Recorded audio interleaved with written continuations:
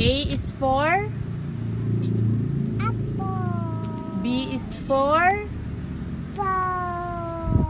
C is for Yeah. D is, well, yes, it says meow. D is for Dog. Ow, ow, ow. E is for Elephant. elephant. Yeah. Chop. F is for Fox. fox. Yay! Very smart. G is for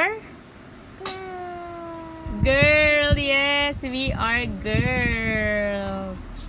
And H is for Head. yes. What do you mean hat? Or hat like the one that you put on the top of your head? I is for Wanna. iguana.